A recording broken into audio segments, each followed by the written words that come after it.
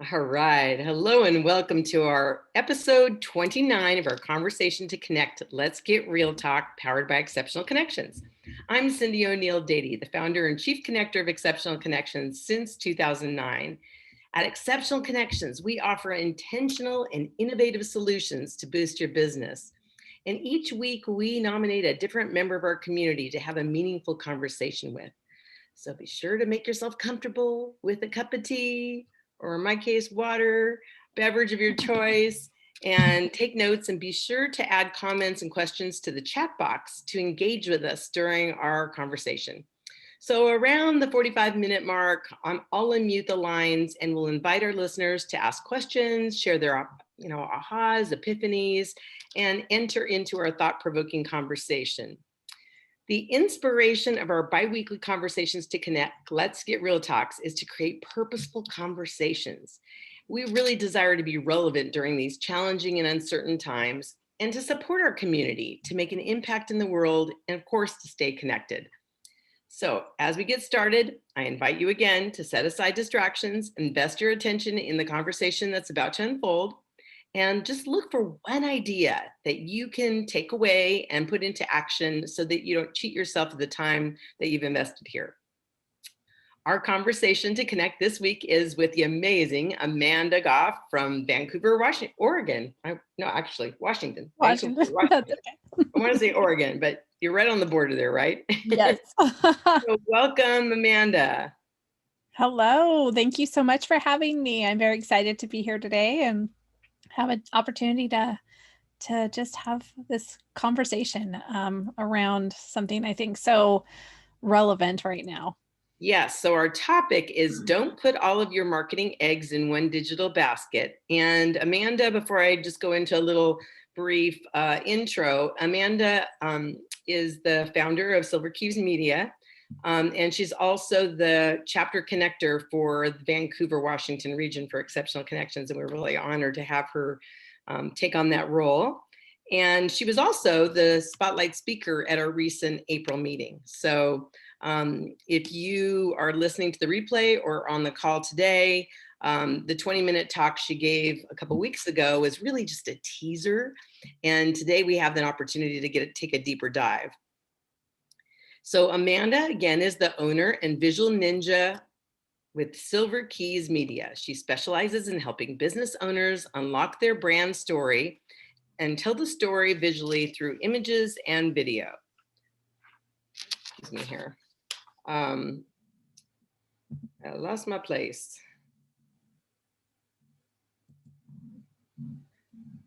Amanda brings to the table her experience as an actor, director, filmmaker, designer, and 13 years plus in marketing.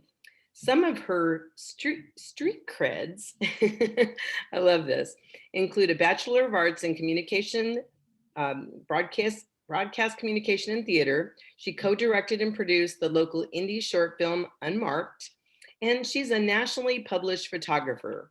So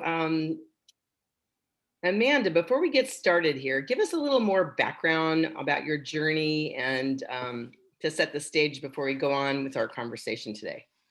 Yeah, absolutely. Thank you.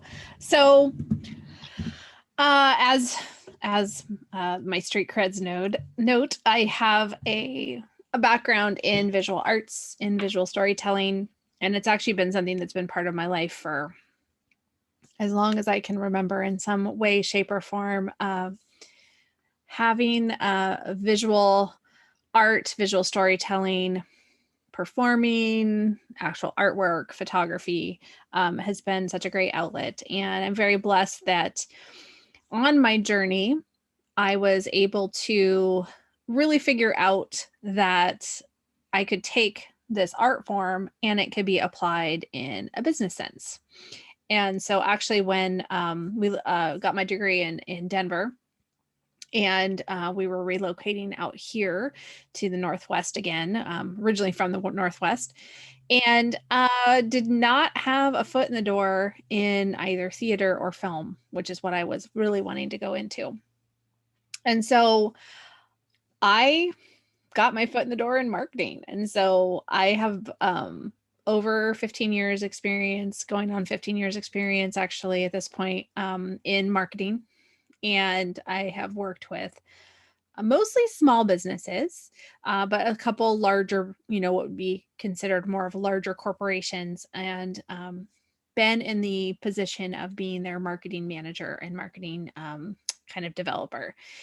And in that journey of learning about marketing and how I could apply my visual storytelling background really, really was something that I was like, I can use this. I can use visual storytelling because, especially now, that has become the forefront of how people are connecting. They're connecting through stories, they're connecting through relationships, and they're connecting through visual first. That's going to be the first attractant. And then they will hang around and start to find out who you are and invest time, because it really is an investment in time. There's so much out there. And so that's kind of my background and my journey of how I have come from my education and my previous experience, my experience in marketing, and been able to fashion that into my own company and be able to help business owners unlock their story and tell their story visually.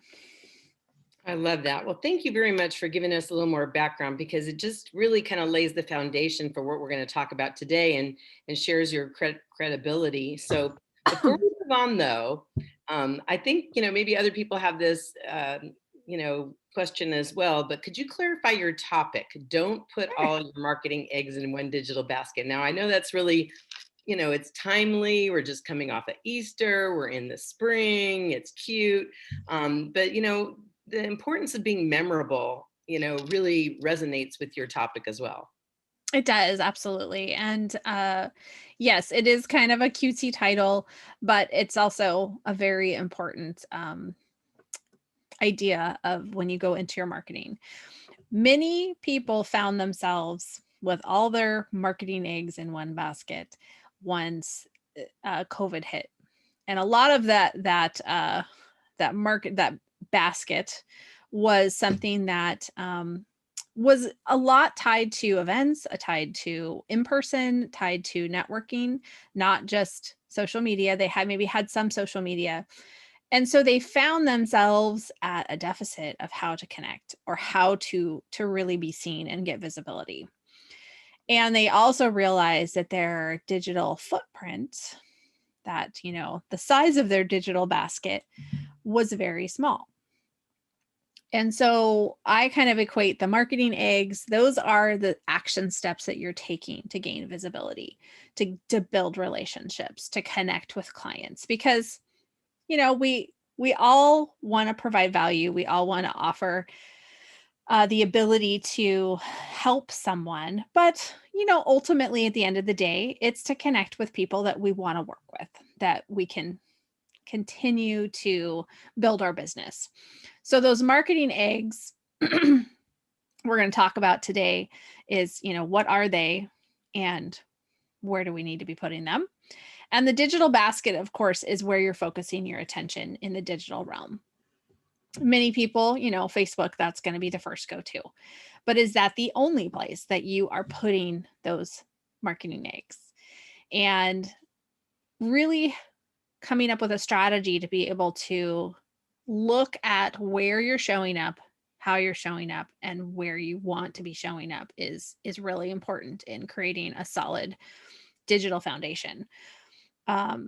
You don't want to be reliant on one platform, because we all have seen the shifts recently. There's a lot of huge shifts in I know there was a huge shift in like Instagram, where all of a sudden people were not necessarily as comfortable with the terms of agreements. And so they've moved away from Instagram. Well, if they were really relying on Instagram, that's a huge bruise on their marketing.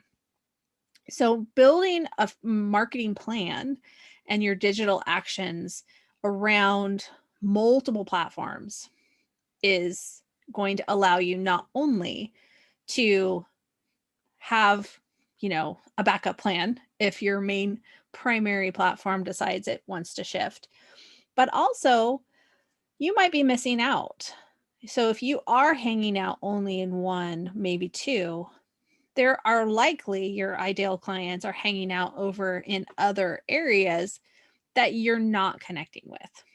Now, this does not mean you have to be all places at all times. Right. There's strategy behind this. There's repurposing content. There's ways to not have to do all the work to be in all the places. But it's taking all those things into account so that you can, again, hide those marketing eggs in different spots so that you can build those relationships and build your business. I love that idea of hiding them in different spots. It's like the Easter egg hunt, right? You've got to go find them too. So it's nice to have them out there, even if they're not fully developed. And, before we go on, I just want to kind of put a bow around what you just said, because that was really a great introduction. And it sets the tone for what we've all been through in the last year. So for me and Exceptional Connections, we met live for 11 and a half years. And then we had to pivot and go virtual. And a lot of businesses had to do that as well with their business to keep going. We had to be flexible. We had to be versatile. And now, that we've made the businesses that have made that transition, or those who are doing so now, even at this point, this is a great conversation to know now, okay, how can we've learned the lesson if we didn't know before, in terms of having different skill sets, being versatile, having our digital eggs in different locations. So now going forward, what is the best strategy, that we can be able to, I know when you and I talked, we talked about like a bird's eye view, which I think is brilliant, because when you're looking down at a situation, you have a lot more visibility than when you're looking at it, or from behind or in front or whatever, that vantage point. So share with us that perspective as we go forward.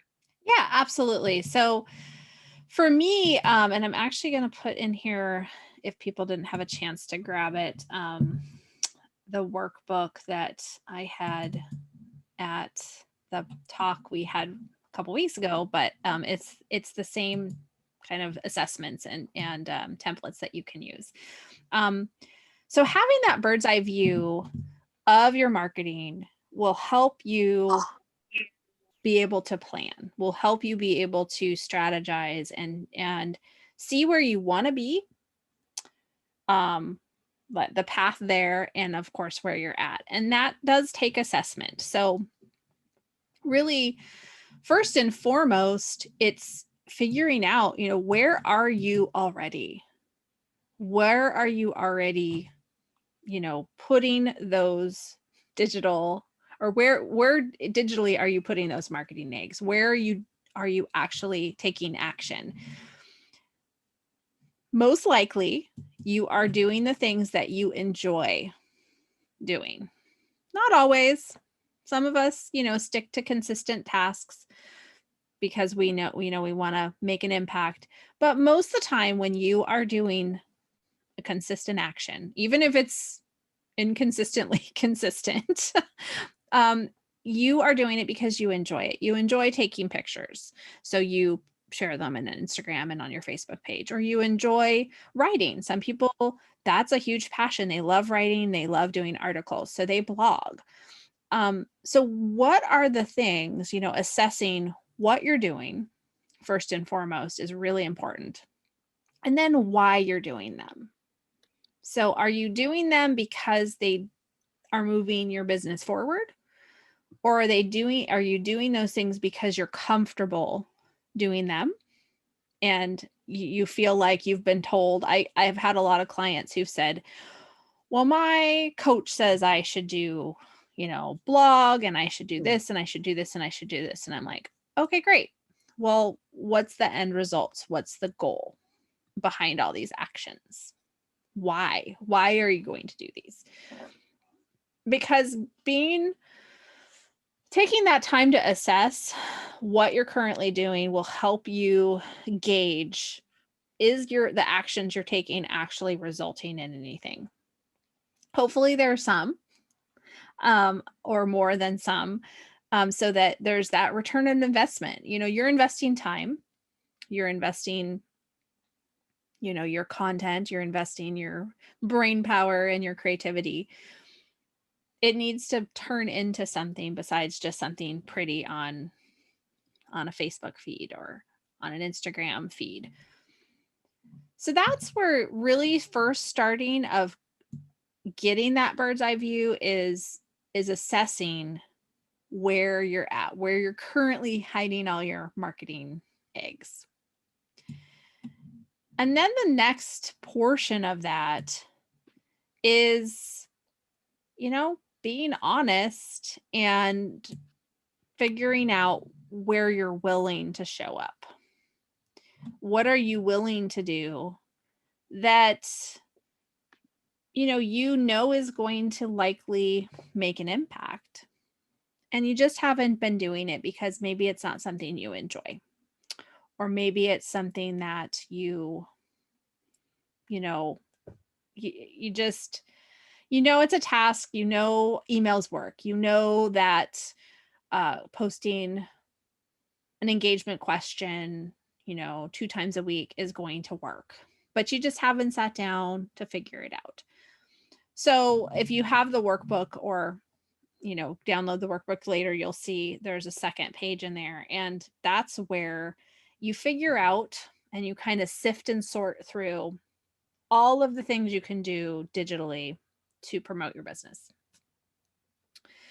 What are you doing, which is usually what you love because you're doing it? What are things you should be doing, you've heard are good, you've seen results maybe in the past, but you just maybe don't like it all that much, so it kind of gets, glossed over, or it's not as consistent. And then the column I love the best is the things you won't ever do, because those are the things that might have a good return on investment, but you're moving it constantly in your calendar. So, you've been told, I need to go live once a week. Well, maybe that's not where you're at yet. You're never going to do it, or it's going to take a long time to get to that space. So, assessing your digital marketing actions and figuring out and looking at it and be really honest is kind of the first step in really creating a solid digital action plan, so that you can have success, and also not have it feel like it's a burden all the time. And in that last column, the things you're never going to do, what I always have people assess is, if it's something you need to work into, do you need to get training or find a tool that will make it easier, make it really easy? Or do you need to figure out how to hire it out? Right. Like for me, I don't mind articles and writing articles. It's not my favorite, and I avoid it a lot. So hiring someone to manage my blogs, I give them the basic idea. They know my voice. They write the blog, they get it posted, and then I have that content. Right. So that's kind of an example from my experience of where I've done that. Well, I love that last line, the last column, as you mentioned as well, because it has you have to get real, right? It's just like the rubber meets the road, and there's what you like, and then what you don't like, and maybe what you need training in to segue into.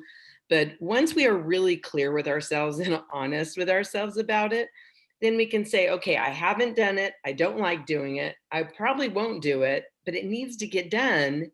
And so that really, I think it's an important exercise, because it really makes it clear that if you're not going to do it, somebody has to do it, or your business is going to suffer. Mhm. Right. Absolutely. And I have to mention in the midst of this, conversation that we're having, that I hired Amanda to be my visual ninja, if you will, my visual mentor. And she has helped me during this time of COVID really get our mission and vision and everything that I had for Exceptional Connections, that I built the infrastructure for a lot of years. And we've really fine-tuned it and updated it, and as long as our website as well. and helping with the YouTube channels and then developing my own persona. So she's a wealth of information and has a lot of structures and systems behind what she's saying, that really are quite, make it easy. And so anyway, I just want to kind of give you a shout out there, Thank you. Amanda, and then just a testimonial to the process that you have. Really, we all need to go through in terms of really finding out what it is that we're good at, what do we need extra support with, and what do we need to delegate out. Absolutely. Absolutely. So kind of to move forward, assessing where you're at, that bird's eye view is kind of the first step in really creating, like I said, a strong digital action plan.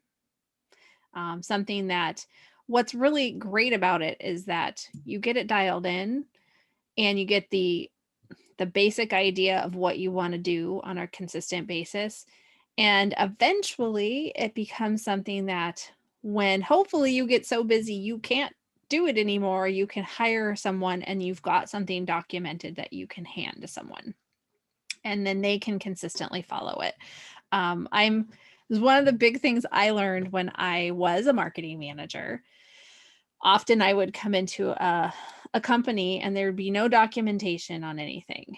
And I'm not sure where it came along in my life that documentation and having things down on paper and a system was really important. But I'm that weird hybrid of hyper creative, but also needing the structure.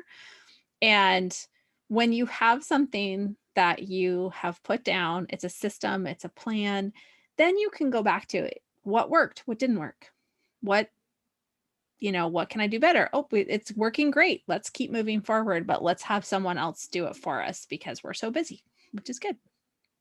So it's the first step, that assessment, but then we need to talk about one thing that's really, really important in your business, and that's your ideal clients. And knowing where we're hanging out and what we're willing to do is important, but then also taking into account what your ideal audience and your ideal client, where are they hanging out? Because it's all fine and dandy to, do all these actions.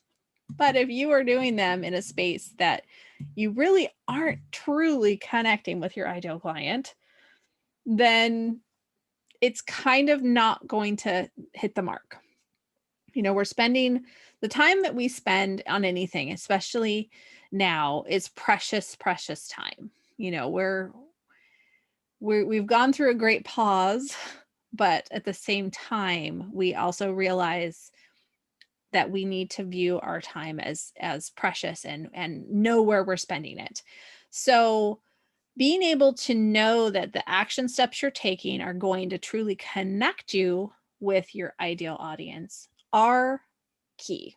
So, Right. and I've talked a lot about posting and content that you're putting out there, but this can also mean hanging out and engaging in different groups or different platforms that are more about conversation and more about making those connections and building those relationships.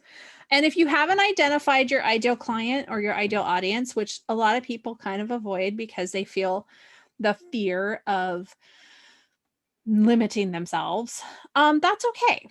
It is something that it does take some time, but you can reach out to me, and I do have a workbook that I can send you that you can walk through the process, or we can also always hop on a discovery call and see if that's something that you'd want to work with me on. So It's one of the first things that I love helping people with.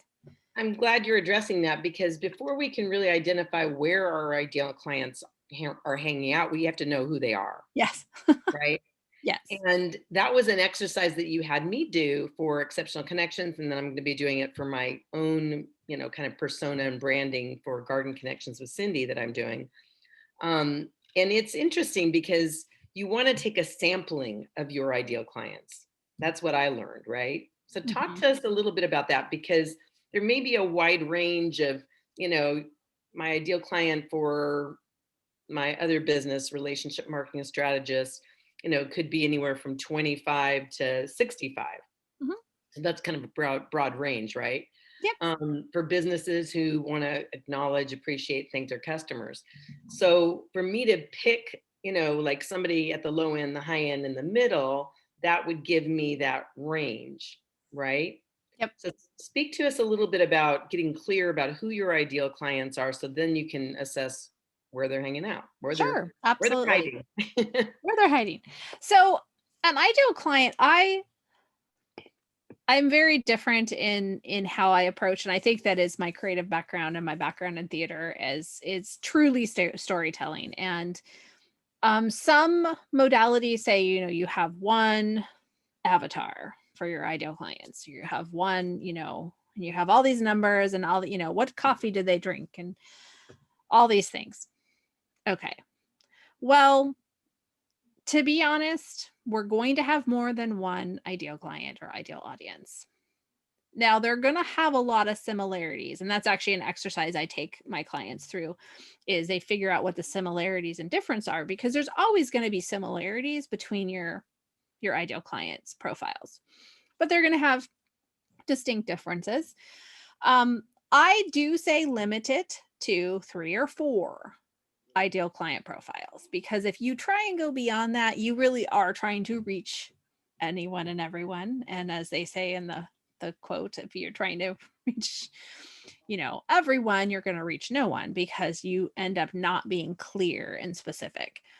When you drill down and you start to really refine who your ideal clients are, you really can become so much more effective in your marketing, because you will actually start talking to your ideal audience and connecting with them through your content, and they're going to receive that and feel heard, feel seen, feel that there's a connection there. Now, in doing so, it really comes down to a few crucial pieces. Now, age sometimes matters, it sometimes doesn't. So sometimes finding kind of that age bracket, what is your, ideal client? And you might have a couple different variants. The big thing that I always tell my clients to start with is, who is it that you love to work with and have worked with in the past? That if you could replicate that person or those people over and over and over, that it would just bring your heart so much joy, because they are your ideal client. You already have likely worked with your ideal client. So go back to that person and figure out why. Why did you like working with them? What was it about them? Often they're in a specific stage of life or place in their path that is resonates with what you offer. So you have a problem that you solve. They're going to be in a place that they need that solution. Mhm. And being able to figure out that connection is first, but then also outside of that, why do you like working with them? They're usually more receptive because of specific pain points or specific areas that they're struggling with. They're more receptive to help. Probably somewhat in their personality, they're also more receptive to changing, to being, having input. So that's really the first point in filtering out your ideal clients, is what I suggest.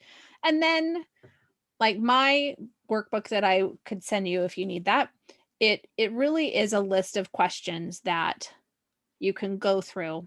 Not all of them apply to every ideal audience, because there's not one size fits all, but it gets you thinking about where they're at, what brings them joy, what makes them uncomfortable, how are they going to resonate with you, what is their vision of what would the end result would be. Right. Those are the types of questions, and it's truly actually designed after a document that I would give to my actors, or I've been given as an actor. It's kind of pulled all of those together. When you're creating a character for stage or film, as an actor, you have to step into that skin and you have to really know that character. Well, same thing when you're creating marketing for your ideal audience, you have to really know them in order to resonate with them. Right. So you create a way to really know them. I love that. And so essentially what I hear you say is, you're reverse engineering, really, right? You're coming from a place of like, who do I love to work with? Who brings me a lot of joy, and who can I service, offer the most value to? And then also, I really like the idea of, when I was working with you, you could either like get inside of that person's head who you've worked with and answer those questions, or, I chose to interview people. I picked 3 different people, different demographics, and I actually asked them those questions. And then just kind of was able to even dig deeper into what they were thinking and how they're feeling and what their needs are. Yes, absolutely. It is reverse engineering. And actually, that's usually the best way to approach a problem when it comes to marketing and I love that you said you interviewed, because that's something that is so important. Get outside of your own head and talk to people, and go with people that you trust, that love you, you love them, and they're going to be honest with you, and get that feedback. Do some market research. And actually this leads very nicely into one of the things I wanted to dig into today a little bit is research is really important in understanding where your ideal client is hanging out. So likely once you know, and we know who our ideal client, it's just getting honest. I'm all about it. It's all about being honest, getting real, because we have to get rid of those fears of limitation and just say, no, this is who I want to work with. And it's very specific and it's very niche, but who cares? That's who I want to work with. And that's when the magic happens, when you just shed off all of that fear and you step into it with confidence, like claiming who you want to work with. Well, it's counterintuitive because a while ago you were saying, anybody with, how I can help anybody with hair, and who do you think about? Nobody, and so it's really counterintuitive, because what you want to do is you want to, the saying, you get rich in your niche. Mm-hmm. The clearer you are, the faster you'll draw your ideal client or audience, and you're not excluding everybody else. So that's something I think we need to talk about is when you get clear and when you get, have a niche, it doesn't mean you can't help somebody else out here. Yep. Yeah. And I have a perfect example for me. So one of my ideal clients are artistically minded women business owners. They are in some kind of a craft that is an art to them. So I work with like a hairstylist. She's a color expert. She truly creates artwork with her hair coloring. And I've worked with some actual, either photography or fine art. And I truly understand creatives because that's where I come from. But it's that organization side that I can step in and help them market their business. Well, what's funny is one of the clients that I seem to be getting on a consistent basis is a gentleman between maybe mid 50s to mid 60s, very conservative, very, usually in some kind of service based. And I'm consistently every year probably attracting about 10 to 15 of those clients.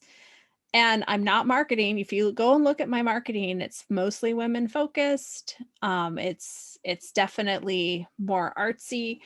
But for whatever reason, these gentlemen come to me and I'm happy to work with them. But it's not what I'm striving for. And so it will happen. You will attract people on the fringe. A lot of times it's through referral. So you're going to attract someone, or someone's going to be following your Instagram or following you on Facebook.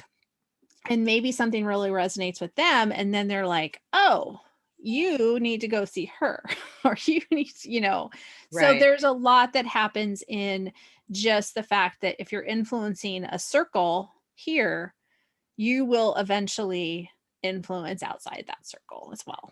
Right. And don't you think it's also a balance? Because people, like when I was homeschooling my kids, I'm very structured, organized, sequential, all that kind of stuff. That's who I am. But I picked somebody to be my mentor for homeschooling who was the opposite, because I knew I needed that balance. And so I Yes. interviewed some gals that were like me, and I resonated with them. Like I instantly liked them, and I was, I felt there was this kinship of sorts, but I didn't feel like I was going to get the balance that I needed from going to somebody that was, really very artsy and free flowing. And I mean, you have a wonderful balance. You're very extraordinary in that you like structures and systems and you use them, and you have this creative side. But it allows us to also attract people who we can help balance, and they possibly balance us. So that there's so many beautiful facets to this.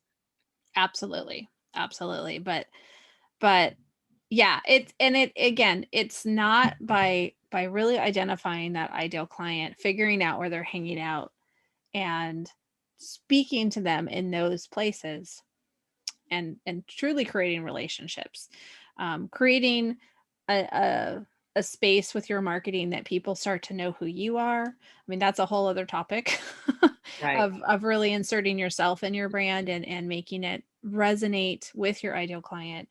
Um, they want to know your story. They want to know who you are by hanging out in places where they're hanging out intentionally, and creating content in your other spaces, um, across, the digital platforms. You will allow yourself to be a magnet for those ideal clients. And then you will, of course, like I said, you'll get the outside. And I think you mentioned earlier, sometimes it's not just you have to be active completely in all these platforms. Like I was saying, it's not necessary to have to, be on social media, 10 hours a day and putting out content. There's ways to replicate it. And there's also ways to show up, um, and make sure at least your information is out there. So I always tell people to look into, Google Business. Make sure your Google Business, even if you're not using Google Business as a marketing tool, make sure your profile is accurate. It's reflecting who you are. It has some pictures. It has the description of who you are and your business filled out. Alignable is another one. A lot of people are like, align a what? It's like alignable is kind of like a cross between Facebook and LinkedIn. And I have found a ton of clients through that and made a ton of connections. And I'm not trying. I just purely have my profile laid out, and I have it filled out completely, which a lot of people don't do. And people find it and then connect with me. So there are ways to create a wider digital basket for yourself, so that you can truly kind of have all these pieces. And then if someone comes over here and then they come and find you on Facebook, they're like, oh, yep, same person. That it's that consistency Right. of brand, but also that you're willing to show up in other places. So that's a great segue. Tell us how to go, on a bigger hunt. What is the process that you recommend for really expanding your digital footprint? Yeah, so one of the ways to kind of figure out other avenues in your digital basket, so to speak, is first off, what platforms are you already using that you could show up further in? So I'll use Facebook because it is a really great, you can do this in LinkedIn too, actually. But you can actually utilize the search function on these platforms And you can search keywords that have to do with your ideal client and search them and find groups, find conversations, find posts that have to do with what you are wanting to attract, the people, your conversations you want to be part of. It's also a great way to find content, like what's people are asking questions about, and maybe creating content that answers those questions. So it's not only research just of where to hang out, but like what kind of content are people looking for. And that's a just a really fun way. You can search hashtags, you can search keywords where you're already at.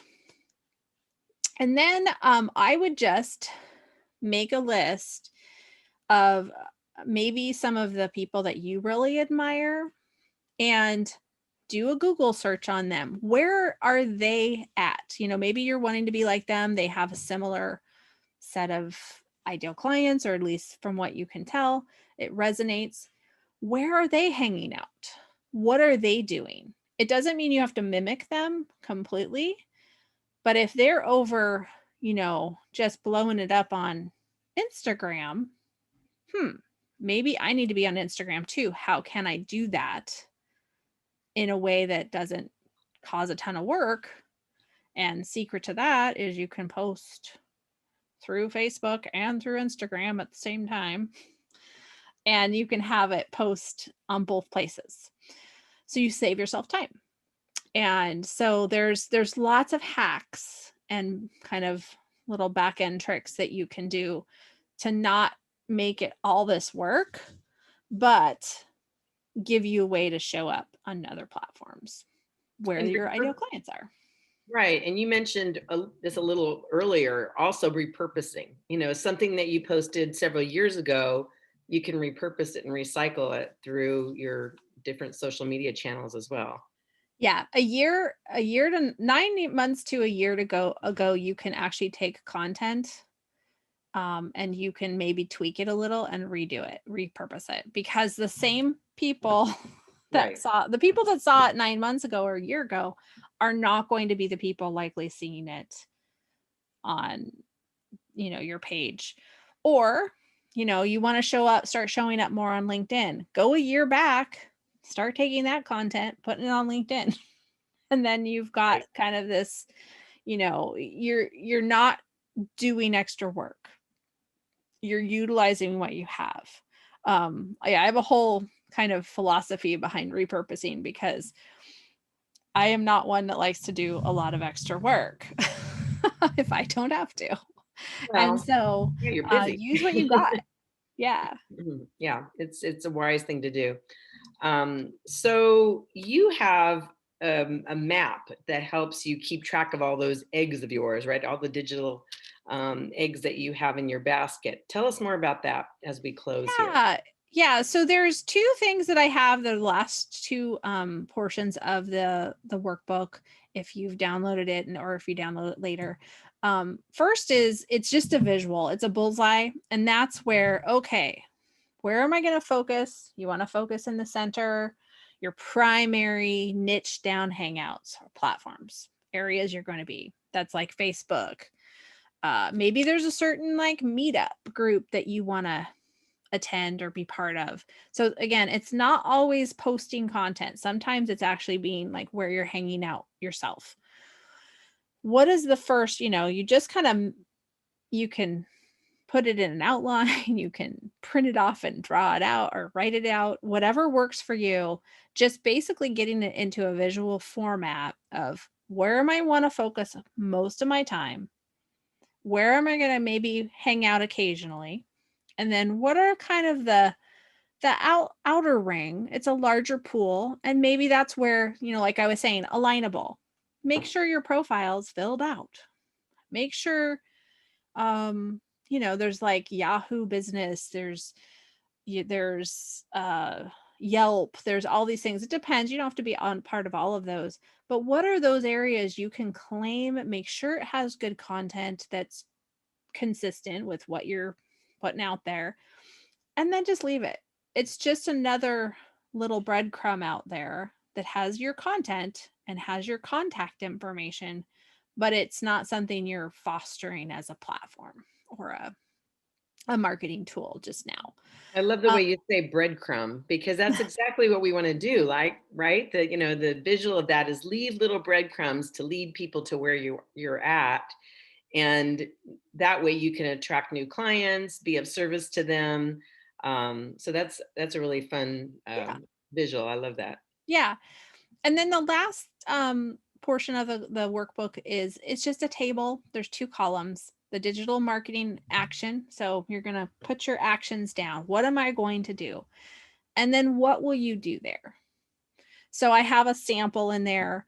One of them's because I'm in Vancouver, Washington. The Vancouver Holistic Chamber is a group that's here locally that's very active.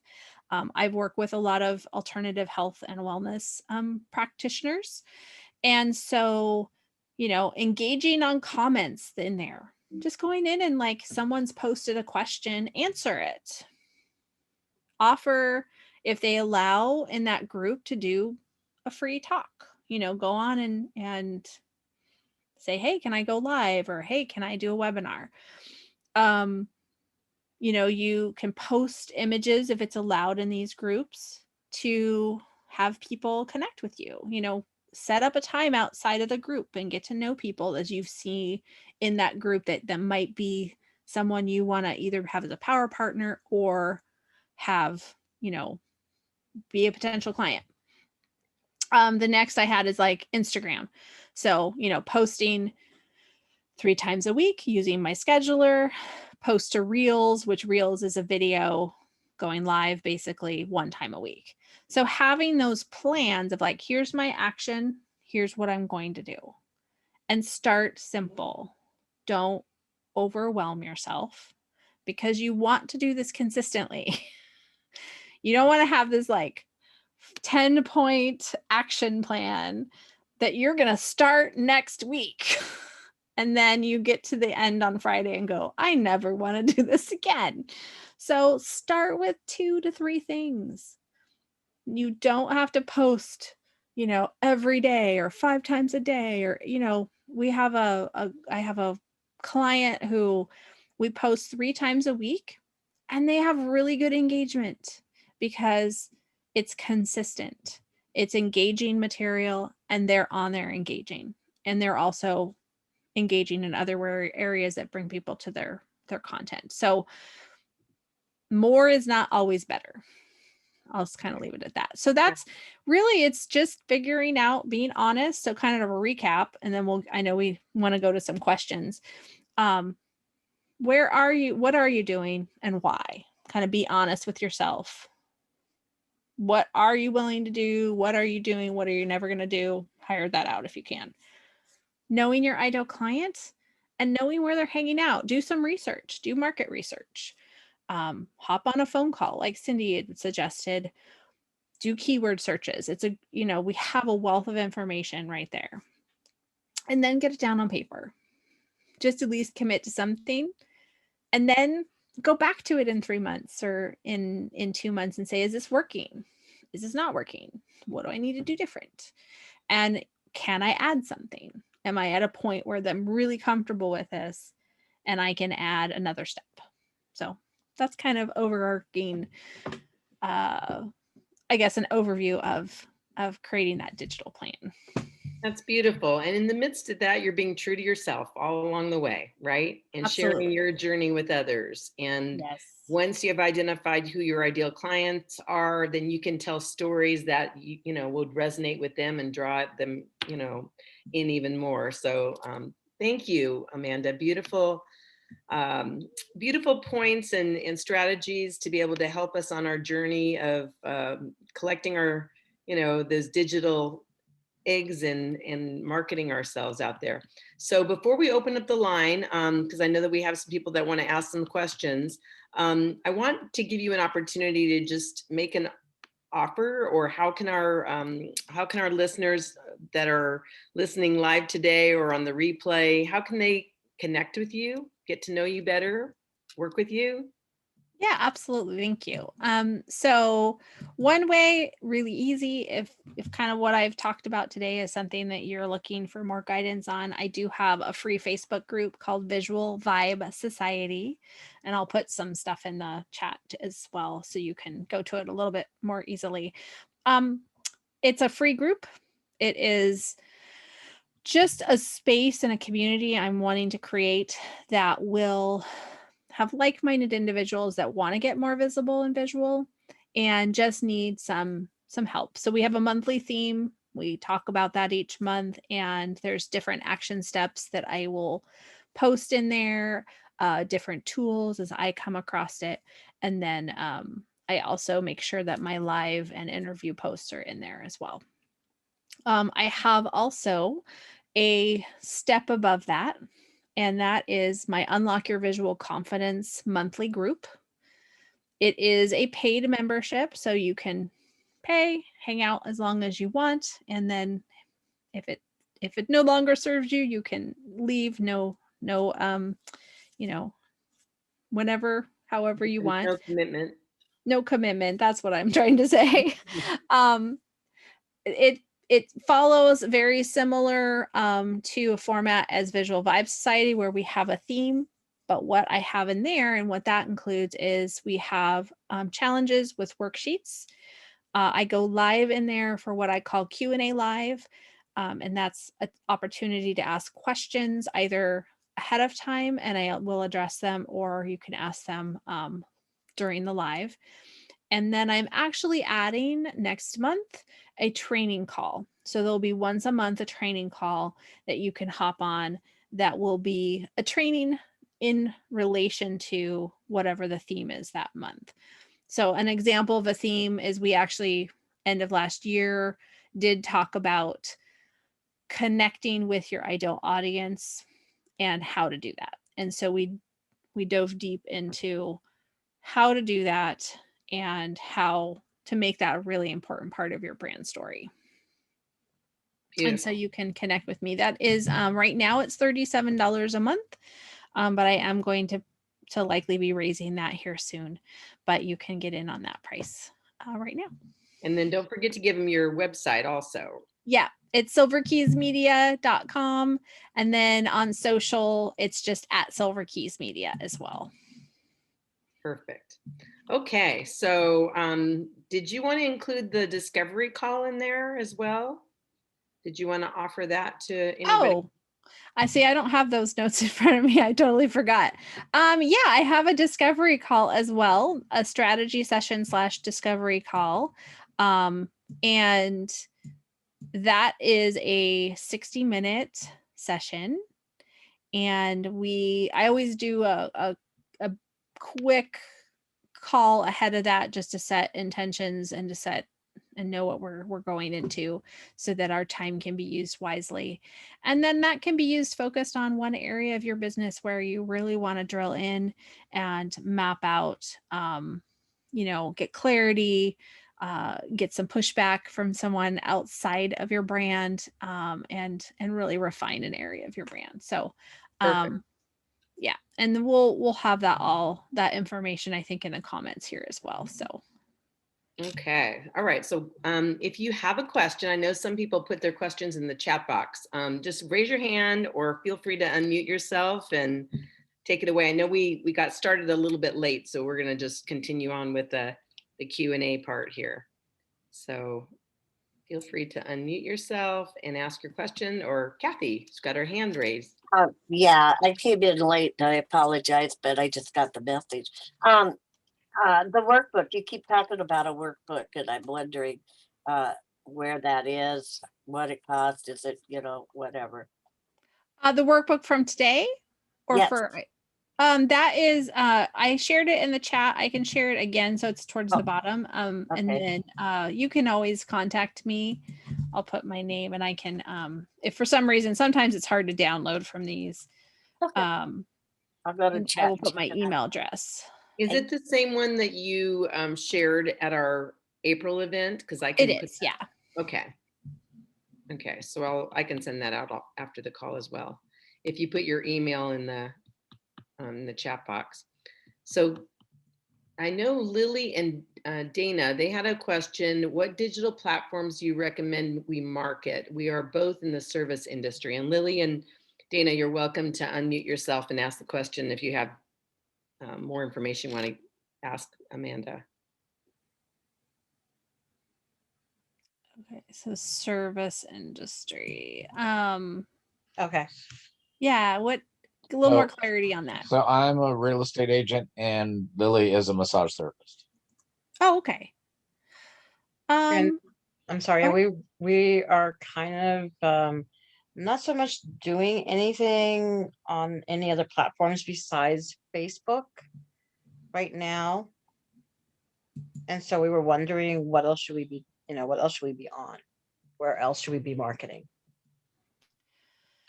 So I would say for massage therapy, I have seen a lot of success on Instagram. Okay. And, as far as people are like, well, what pictures should I post? Posting products you use, posting, if you have ever done a brand session and they've come in and they've, been able to take some pictures of a model or a client that you can utilize for that, that's always good. And explaining terms, just I think showing your space, what you do, what you use, explaining tools that you use are always helpful, as well as maybe some fun things or inspirational things. Real estate, definitely. I mean, Facebook's great. I would say that, Instagram could definitely be a good platform as well. And what I love about that is, again, you can actually schedule from Facebook on a desktop to both Instagram and to Facebook at the same time. It can either be the same content or it can be different. You just want to make sure your call to action in your Instagram information in your bio is very clear on where you want them to go. Because you're only allowed one link in there, I encourage people to use something like Linktree. It's a third-party app, so to speak. And in Linktree, you can sign up and you can actually create a little menu of different places they can engage with you or ask questions or book an appointment.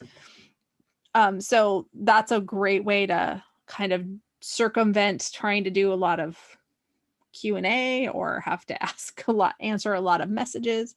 You can make sure that in your post you say, check out my Linktree and book an appointment or something like that. Thank you. Yeah. I'm sorry, I do have a follow-up question. Sure. So I speak Spanish and English, and for me, marketing, I'm trying to make it so that I don't have to translate it and into Spanish. I mean, is that something that is it better to put it all in one post in English and Spanish? I'm not sure how to do this because I don't want to do two different posts. You know what I mean?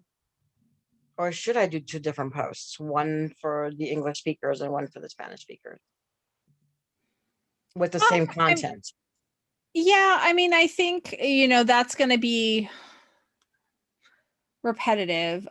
So you could do a translation below. A lot of people who want to have it translated, they do anyhow. But if you wanted to have it in English and then in Spanish, right below that, you could do the same post, and then it's not, and you can flip flop that. You can do sometimes Spanish on top and English below, and it's just will take a little while for your audience to kind of understand what you're doing. But I think it'll definitely be appreciated by those Spanish speakers for sure. Right. And what about in videos? Because I'm going to start doing videos showing what I do. So what do I do there? Or what can I do there? What you can do there is, that's where you would probably want to shoot to I mean, there is a way you could use a service to do a translation, and they would almost like the, I mean, but then you're missing out on closed caption as well. But there is a way to do a transcription. You know, either you could put the transcription in Spanish and speak in English. Probably specific videos, maybe that are going to be more evergreen. You could just record them in both and have them available. Okay. Alrighty. Thank you so much. Absolutely. Another idea, Lily, for the translation, a lot of times businesses will put it, you know, primarily in English, and they'll put, you know, hablo, you know, inglés, or hablo español también. Yes. And that is really all that's necessary, because then people can communicate with, they know they can communicate with you in their native language as well. Okay. Thank you. Mm-hmm. All right. Anybody else? I know Karen had mentioned that if. Yeah, what's the true purpose, or where do you see people adding Clubhouse? So Clubhouse is definitely where I've seen, I think, people connecting is they're making connections with mostly power partners, or they're getting the speaking opportunities on a Clubhouse event or Clubhouse you know, chat room. And it's allowing them to kind of be seen as an expert in Clubhouse. It's definitely tricky, because what it's done is it's gone away from all the visuals, and it's purely podcast style, voice style conversations. And I think that is meeting a need, because there's been so much visual, and especially with last year, we're forced in front of visuals. So I would say the use of that would be to make connections as an expert, being seen as an expert in your industry, and getting kind of almost like speaking opportunities would be like you would on stage, but you could do that on a smaller scale in something like Clubhouse. And then what do you think the age range is for Instagram? Because there was a gal that was telling me it was more for the younger crowd. And I'm like, I see a lot of people on Instagram that are my age. So how do you deal with the differing, you know, opinions on who should be on what? So Instagram's definitely leveled up as far as age bracket. The younger set has moved on to TikTok, which then of course we're all on TikTok now. And so they're on to other things. I would say that Instagram, if that is something that you resonates with you as far as visual storytelling and creating reels, if that's something that you want to do as well, that you know, the average demographic that I think I saw last year for Instagram is like 30 to like 50. There's probably not a lot of seniors on Instagram, but there's some. But it's definitely the older crowd. It's not the younger set as much. Now your high influencers that really built a huge platform, like when it was young and it was a lot of content and they were first taking over that, they're still there. They're still creating their content through Instagram and they're hanging out there. But it's not, that's not their primary. It's more of a secondary platform for them. And they're utilizing either TikTok or, Gotcha. Because I've been using Instagram and I just feel like it's a good medium. So I wasn't really following that advice, but just that you thought about it. Yeah. And I saw Clubhouse. So Clubhouse is an app. You have to have an iPhone and you have to be invited. It's very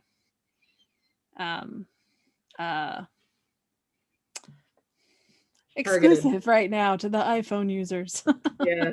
Supposedly they're coming out with an Android app, but they don't say when. So. Right.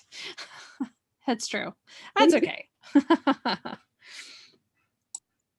Kathy, did you raise your hand? Did you have a question? I did, but I did it. I didn't. So, you know, I'm supposed to be using Instagram for artwork and all of that. I can't figure out how to load anything or how to get to it. is it really that complicated? It's just tricky because you have to do it on your phone. That's what I discovered. Oh, You can't. Well, you I don't can have to do never all do of it on anything your on my phone. You phone. can schedule through Facebook Yeah. on the back end. That's definitely trickier. The back end of Facebook gets a little crazy.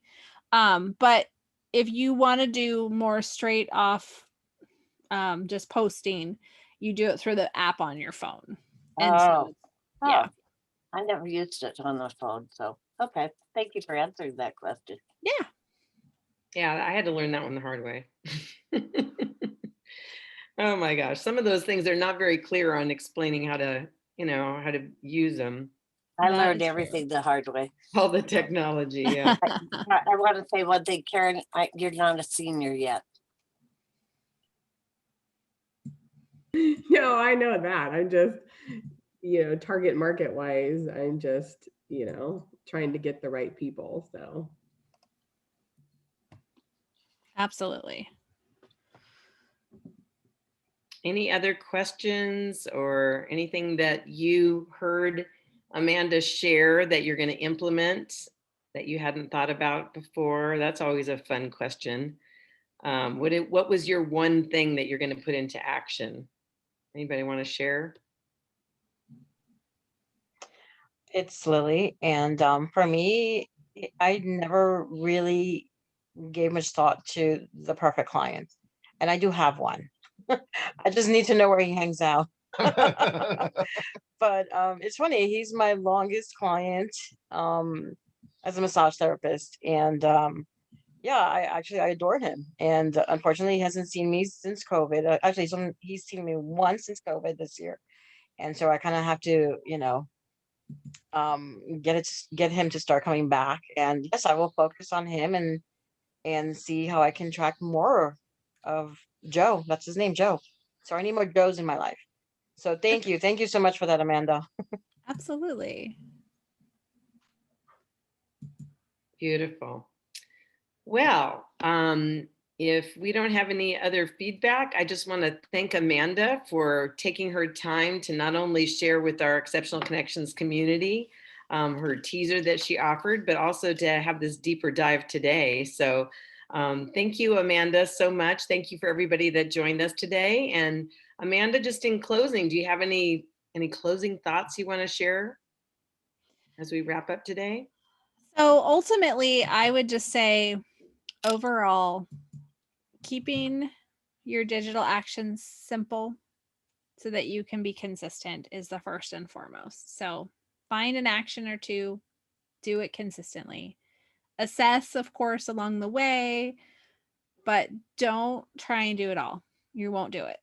You'll just stop doing it, and then you're going to be ineffective in that. So take baby steps. It's okay. You don't have to convert things overnight. It's going to take time. Build that momentum, right? Absolutely. Encourage ourselves. We need to do that. So thank you guys for joining us. The replay for this conversation to connect, Let's Get Real, will be on our YouTube channel for Exceptional Connections. We have 28 other ones. So you're welcome to go back and listen to other conversations that we've had from other past speakers or members of our community. And when you're there, please, please subscribe. I think at 79 right now. Our goal is to get to 101 so we can have a vanity URL. So subscribe, ring the bell. You've heard the drill. Like the post and the channel, and look forward to having you join us. We offer these conversations to connect generally on the first Wednesday of the month with members of our community, and on the third Wednesday with spotlight speakers. And our next, I think Karen Koenig will be our Conversation to Connect guest on May 12th. Did I get that right, Karen? Yes, so put that date on your calendar, May 12th. And if you want to unmute yourself, Karen, might as well mention your topic. So we'll be noon to 1 o'clock, May 12th, Wednesday, May 12th, and your topic will be?